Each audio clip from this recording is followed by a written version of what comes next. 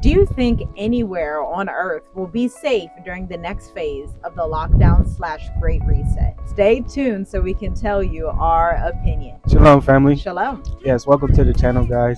We are joining with us, family of 7, traveling for the past 4 years around East Southern Africa. So thanks for tuning in, guys. Make sure you like the video. Make sure you leave your comments and share this video with someone that you think might help during this next phase of what we already saved. So we just get right into it. We believe that Africa is the safest frontier, the last continent. First of all, is the origin continent. It was like where the Garden of Eden was, where the humanity original started.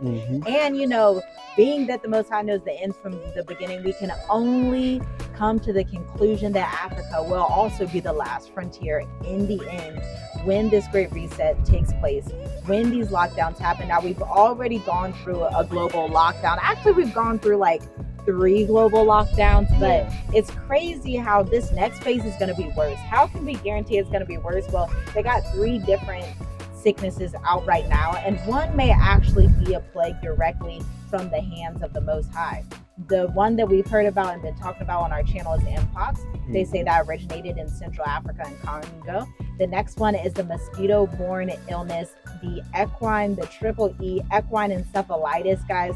This one is the one that's like, oh, if this actually spreads, you're going to know that that's the Most High's plague coming for America. And you know what, the interesting thing about that, we were researching earlier, the triple E virus is taking place in Plymouth, Massachusetts. Somebody drop a comment down below if you know anything about history and Plymouth Rock. Just drop a comment here, I'll give you a hint. 1619 to 1620. Exactly. So you got to think about what this next phase is and how's it going to look. Where are you going to be when they start to lock down? Because they already start to cancel schools and lock down schools for cleaning, they say. But this seems very, very familiar. And I know we talk about it time and time again, but this is very important information that people need to know because we've seen this before and we need to learn from it. Yeah, and by the way, the third one is C19. They said there's a new Omicron variant of C19. And so we know for a surety that these 3, one of these, I believe, is actually really a plague from the Most High. The others are lesser things that are done by human hands. But America and the West is about to see.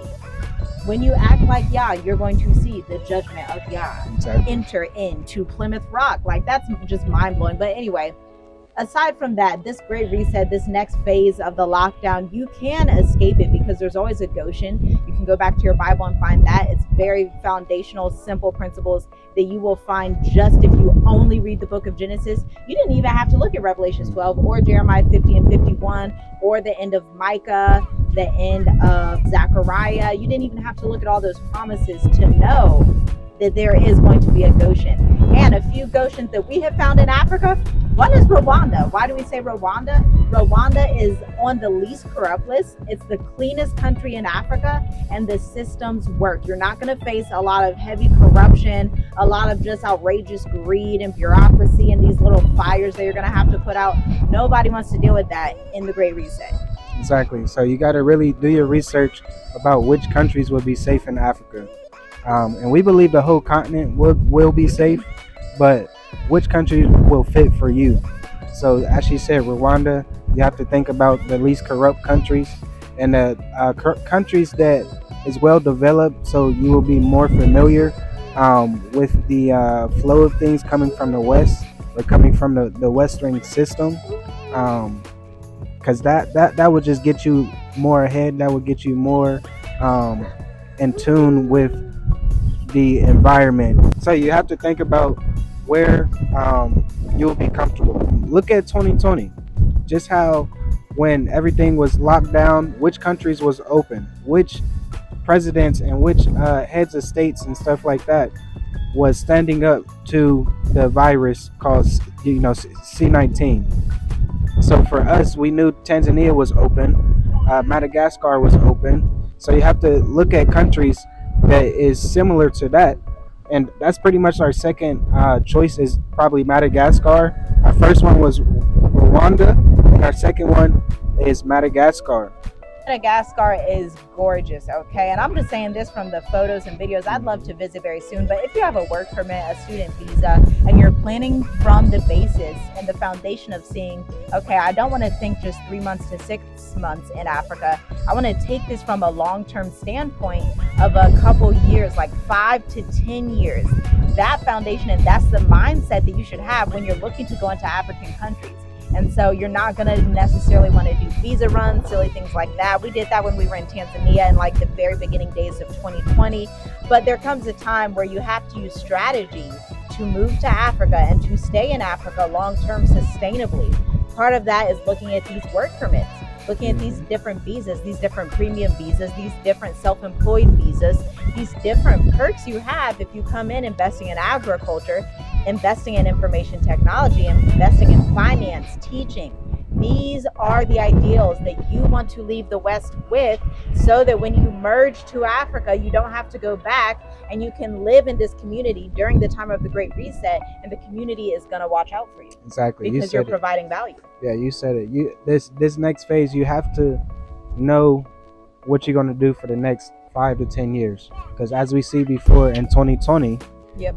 They say it sounded like the same thing. At first, it was we will lock things down. We will have curfew for a couple weeks. Then it turned to a couple months, and now it's been 3 years. It's been 3 solid years of lockdown and just confusion, right?